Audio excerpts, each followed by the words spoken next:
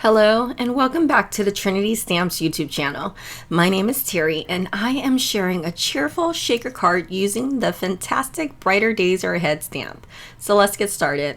To start off, I want to make sure that I mention that the acetate sheet that I am using is heat resistant. You want to make sure that the acetate sheet that you're using is heat resistant, as I will be using a heat tool to melt embossing powder right on top of it. To prep my acetate sheet for heat embossing, I like to use a dryer sheet and rub that all over the acetate sheet. Somehow, some way, this is a great way to reduce the static that usually happens on anything plastic. I rub the dryer sheet on both sides of the acetate sheet.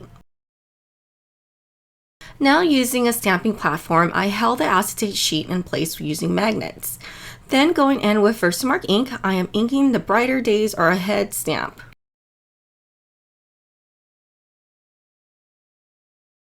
Then I poured gold embossing powder over the inked area and heated that up with my heat tool. I know it looks a little crazy when you pour the gold embossing powder over the acetate sheet, but just tap it from the back of the stamped area and most of the embossing powder should fall off. I really think that this is one of my favorite things, when you're heating the embossing powder and seeing it melt during the process. I really enjoy it. So here's a close-up look at the final result. I am going to create a 5x7 card. So here is a white piece of cardstock that I trimmed down to 5x7, and I just wanted to show you how that looked on top. So to create the background, I am going to go in with my blending buddy and a few Distress Oxide inks. And first I am going in with the color Worn Lipstick, and I'm applying that at the top of the cardstock, going in a circular motion. Now going in with Fossilized Amber, I am blending that alongside the first shade. And what I like to do is I like to go back and forth between the colors. So after I'm done blending the yellow shade, I am going to go back in with my pink brush and blend some more of the pink in with the yellow. This is a great way to make sure that you have an even blend. Okay, so now going in with the third shade, I selected Salvage Patina, and I'm going to blend that towards the bottom of the cardstock. I really like using the combination of colors here because when you're blending the pink and the yellow together, you create an orange color in between. And when you blend the blue and the yellow together, you create a green color in between. So it kind of helps if you're limited to ink pads. Then I went in and spritz some clean water all over the card panel. Okay, so I'm going in with the A7 envelope builder.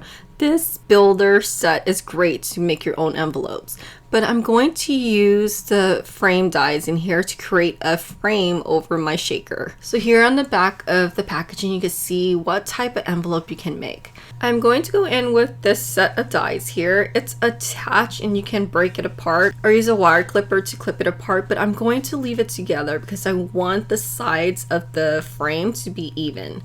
So I'm going to go ahead and use my die cutting machine and run this out of thick white cardstock a few times. So here you can see the frames and the inside of the frames. I'm going to save the inside of the frames for a different project in the future. So using my liquid adhesive, I am going to layer 3 of the frames together. So before I adhere my 4th frame on top, I'm going to go in with the Rip-It Stick tape. And this is the perfect size for the frame width. And I'm going in and placing that around the frame. And then I will go ahead and press down my acetate sheet to adhere it on top of the Rip-It Stick tape. And after I press the acetate on top, I'm going to go back in with the Rip-It Stick tape and apply that on top of the acetate sheet, making sure that it's aligning on top of the frame underneath. Then I went ahead and removed the backing and pressed on the last frame, making sure that it lines up with the frames below. Then going in with my scissors, I trimmed off the excess.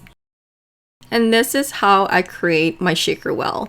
Here you see a little close-up of the layered frames. there's a bit of a gap between this. So what I'm going to do is place this on top of the blended background that we created with some shaker bits inside.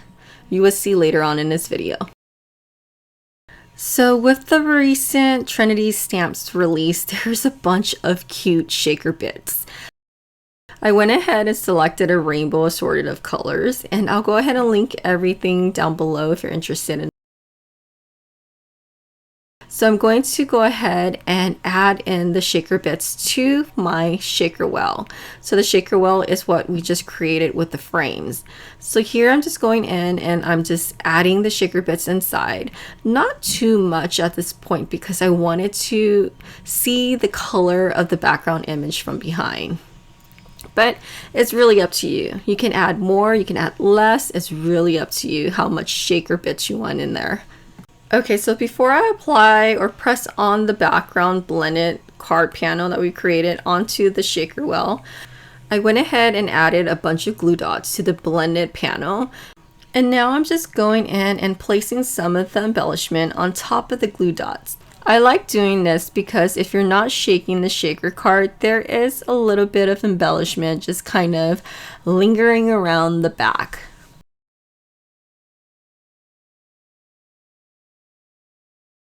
Okay, so here's another tip that I like to do.